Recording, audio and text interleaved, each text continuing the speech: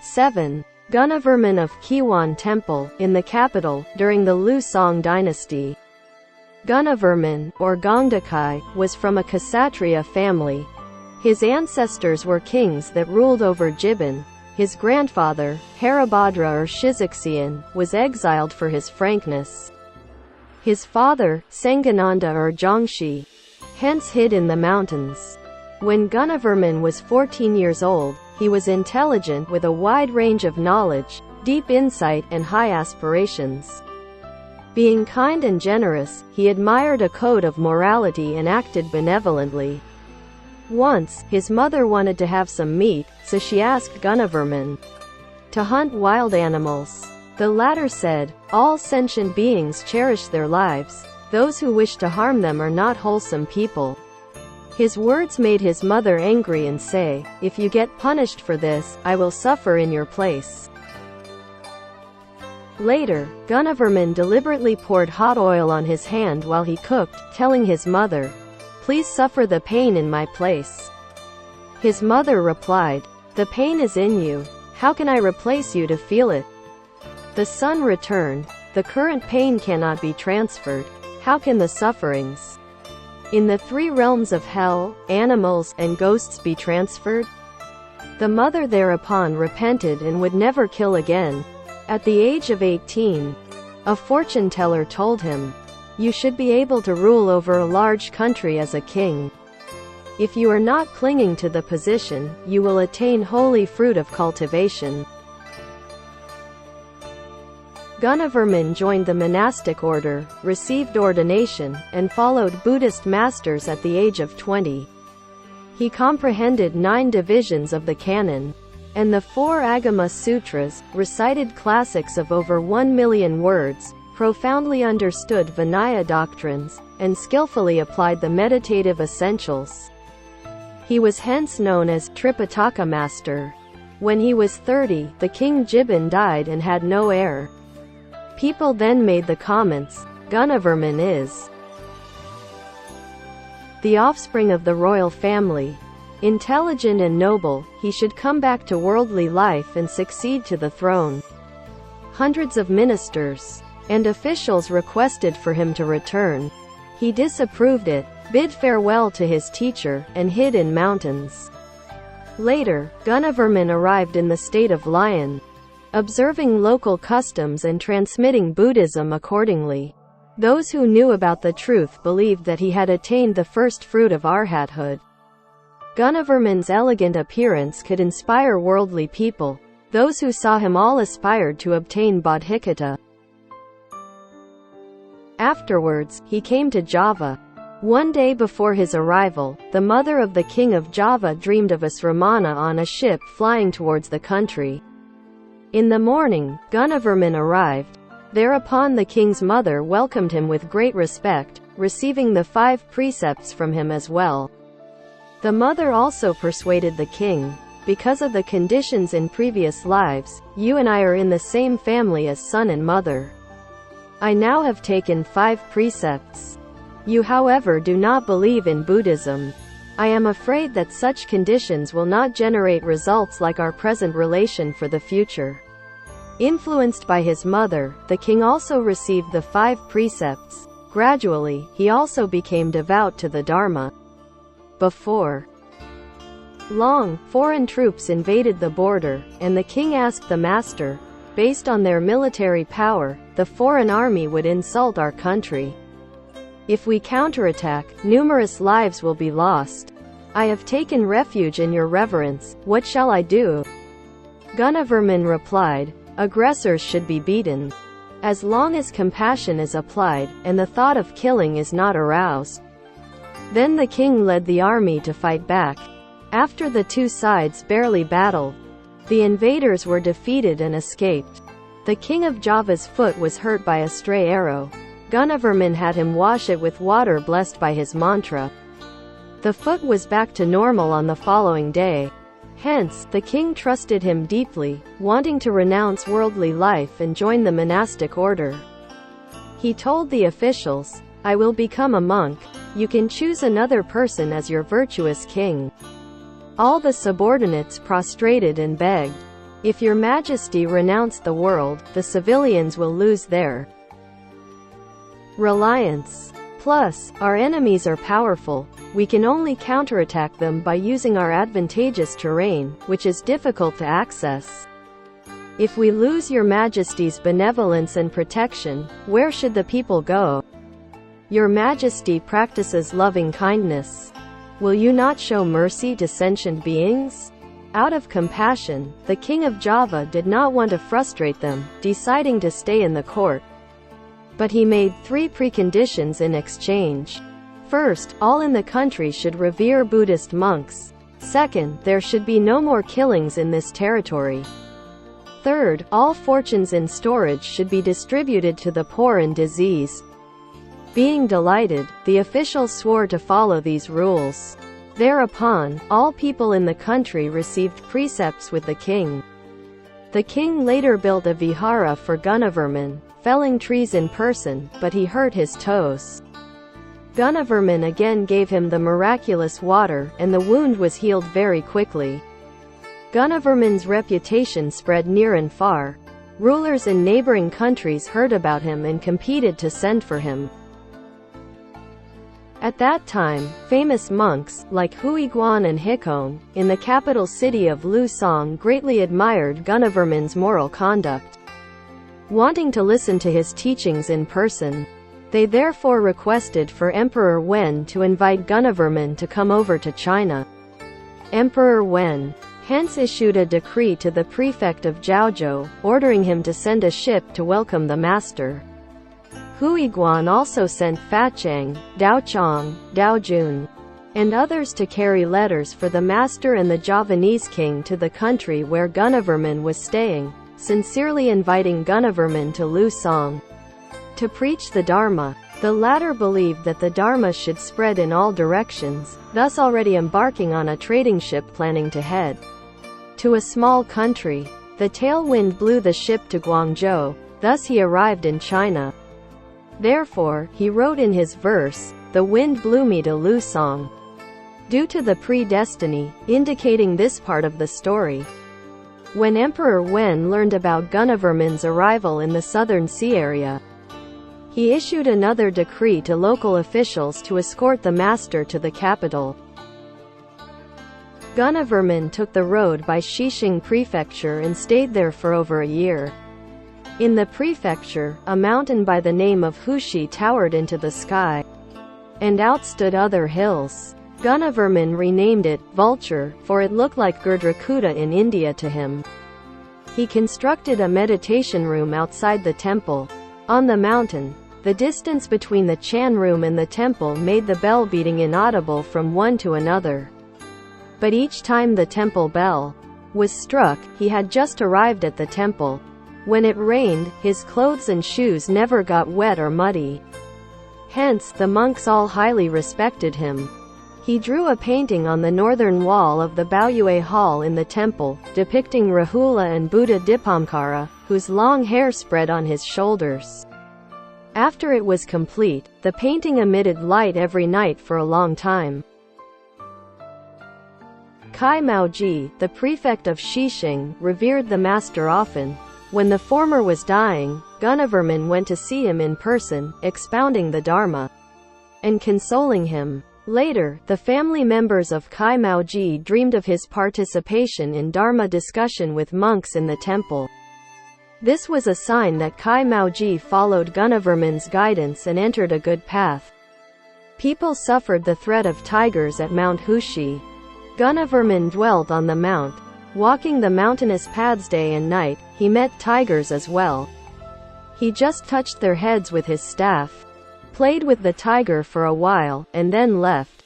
Since then, no one was hurt by tigers on the mountain anymore. 7 or 8 out of 10 in the region took refuge in Buddhism in gratitude for Gunavarman's protection. Once, he was meditating in the Chan room and did not step out for several days. The temple sent a young novice to check on him at his place. The novice saw a white lion climbing up along the pillar and blue lotuses blossoming in the room. Thus he was marveled and shouted out, chasing after the white lion, Then everything he saw was gone. Gunavarman's superpower and incarnation were as inconceivable as this case. Later, Emperor Wen ordered Huiguan and the others to invite him once again. Therefore, Gunavarman took a ship and came to the capital. In the first month of the 8th year in the Yuanjia period, Emperor Wen received him with respect and thanked him for his presence. The emperor told him, "I have often wanted to refrain from killing and to have vegetarian food. However, bending to worldly conventions, I could not satisfy my wish. Since your reverence came from 10,000 miles afar to preach the Dharma in our country, could you please give me some guidance?" Gunavarman replied, "Cultivation depends on one's mind instead of other factors. The Dharma relies on oneself, not on others. In addition, monarchs practice differently than ordinary people. For ordinary people, their body is humble, name unknown, and words weak. If they do not refrain from desires and work hard, the cultivation will not work. A monarch's home is under the sun, taking the people as his children. A wholesome word will make everyone happy, while a good policy will let humans and devas be harmonious. By executing penal code but not harming sentient beings and initiating construction without forcing labor, the wind and rain will come at their time and cold and heat will comply with their proper seasons. Crops will grow plenty of grains, and mulberry trees will flourish. As such, the vegetarian meal will be noble, and refraining from killing will be meritorious. Benevolence to sentient beings does not depend on saving the food of half-day or the life of an animal." Emperor Wen leaned forward and amazed loud. Ordinary people are confused by abstruse principles, and monastics limited by doctrines. Those who are confused by abstruse principles see the Dharma as void, while those limited by the doctrines are confined by the texts. What your reverence just said is the insight that can really awaken people. Your reverence is capable of discussing both celestial and human matters. Thus, the emperor made Gunavarman stay in Kiwan Temple and offered to him generously. All the nobles and officials paid homage to him as well. Soon, Gunavarman would expound the Lotus Sutra and Dasabhumika Sutra in the temple. On the day of the opening, officials and nobles filled the roads nearby. The temple was jammed with audiences. At ease, Gunavarman explained, completely and perfectly. Although sometimes the listeners had to rely on translator, back and forth, they could understand the essential. Later, Weiyi from Kiwang Temple invited Gunavarman to translate the wholesome morality of the Bodhisattvas. Initially, he translated 28 chapters. Afterwards, his disciple translated 2 chapters in his place, hence totaling 30 chapters. Before the transcription was complete, the preface and code of precepts were lost. So there are 2 versions. The other one is titled The Wholesome Grounds of the Bodhisattvas. Back in the 3rd year of the Yuanjia period, Wang Zhongda, the prefect of Shuzhou, invited a foreign Sramana, Isvara, to translate the Samyuktabhidharma Hridaya Sastra, which was, however, left unfinished. At this time, he invited Gunavarman to translate the second half. Gunavarman completed its 13 fascicles and the previously translated 4-part Vinaya. Upasai Wuji Lulan, Commentary on the 5 Precepts of Upasaka, and Upasayar Shirji, the 22 Precepts of Upasaka, totaling 26 fascicles. All the renderings were precise and just. Deviation did not exist between the Chinese and Sanskrit versions. Huiguo and Jingyan, nuns from Yingfu Temple, collectively inquired to Gunavarman. 6 years ago, 8 nuns from the state of Lian came to the capital city and told us that our nuns here started to cultivate without relevant doctrines. How do we ordain monastics and laywomen? It seems to need comprehensive texts. Gunavarman answered, The code is issued for the sake of monastics. Even if it does not comply with the former master's detailed practices, the precept essence can be obtained. Just as how fondness for the Dharma connects people to the teaching. Huiguo and the other nuns were still worried about the short length of their ordination. So they repeatedly requested to be ordained again. Gunavarman responded, "Your aspiration for wisdom makes me very happy." As to the foreign nuns, since they had not practiced long enough and were less than 10 persons, thus Gunavarman asked them to study Chinese first. He would invite laywomen from the western regions and foreign nuns to gather for a number greater than 10 so they could have the precept ritual.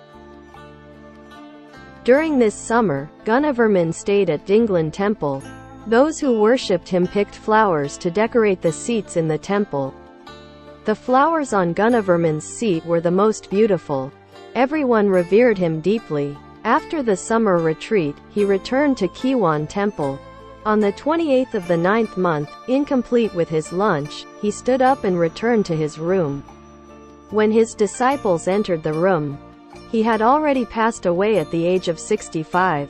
His last look was relaxed, just like in meditation. Before his death, he had prepared a lament of 36 lines, describing his predestiny and his accomplishment of the second fruit of arhathood.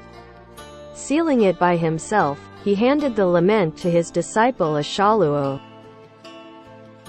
saying, "After my death, give this to Indian or local sramanas to read." Monastics and laypeople who came to his funeral exceeded 1,000 in number. They could all smell a fragrance in the air and see an object, in the shape of snake or dragon about 15 meters long, rising beside the body towards the sky. Nobody could tell what it was.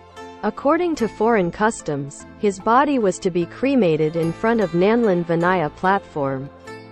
The monastics gathered there to pile firewood. They then poured fragrant oil on the firewood to cremate the body. Fire of 5 colors brightened the sky, which turned crystal clear at the moment. Both monastics and laypeople sighed in grief. Later, a white stupa was built at the place of cremation. The nuns who would be ordained again were too sad to compose themselves, continually looking to the stupa.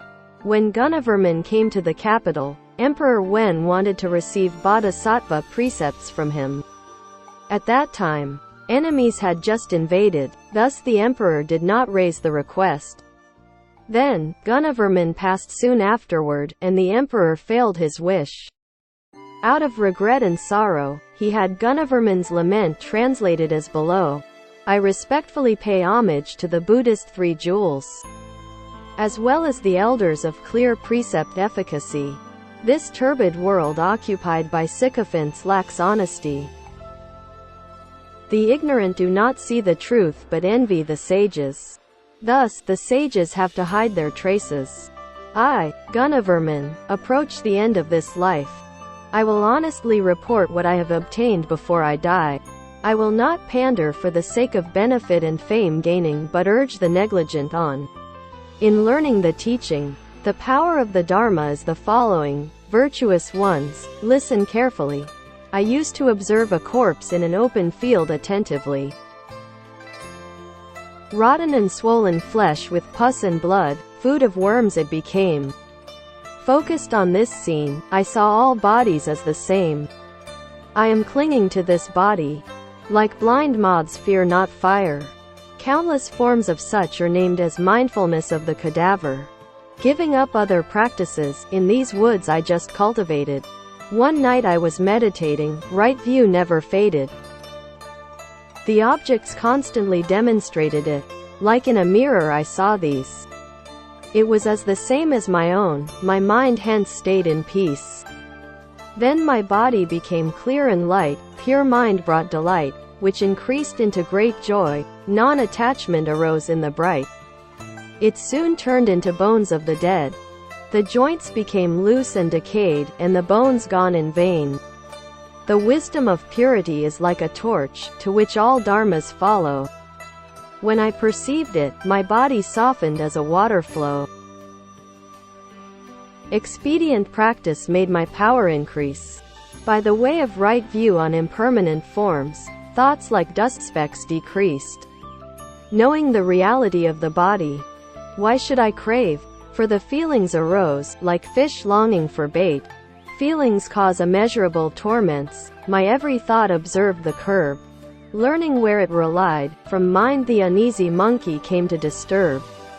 Karma and its fruits ceased due to the conditions. The mind perceived various dharmas, which called distinctive characters cultivation. To fathom wisdom in mind, I fully cultivated stage by stage. To discern all dharmas, the mind could be as precise as a gauge. Seeing moths in the flame, I learned the 4 bases of mindfulness. Precept observance complete, I focused the mind on ceasing causalities. Suffering like a red-hot sword cut, which derived from craving. When the craving is removed, omniscience of the 3 realms and nirvana is coming. Burned by the blaze of death, my flesh emaciated. By joy of peace and skillful means, the body again developed. Marvelous forms of observation arose, tipping point 1 and patience followed. Hence in my mind the truth rose. Gradually worldly conditions diminished, while the joy of peace increased. Highest worldly wisdom, it suddenly came to exist. By stages patience was attained in realizing non-arising dharmas, which is the uncontaminated way. Delusion on phenomena and concepts went away. In the state of absolute truth, suffering was replaced by clear. When samadhi was attained, I was far from dirt and close to fair, neither to wax nor to wane. Pure wisdom is like the moon, abiding peacefully in pure oneness of sooth. What I say is not empty talk, only the Buddha can attest for me. As the Abhidharma states the 5 causalities, true followers cultivate by practice, concepts produce none. Although the doctrines vary, the truth is just one. Prejudice incurs troubles, tolerance makes peace. My cultivation details are not supposed to teach. As I fear, with them delusion and arrogance would arise in the world. The forms in my cultivation I have presented in a few words. If you are wise people, you will know the originations. In Malva, I obtained the first fruit of cultivation.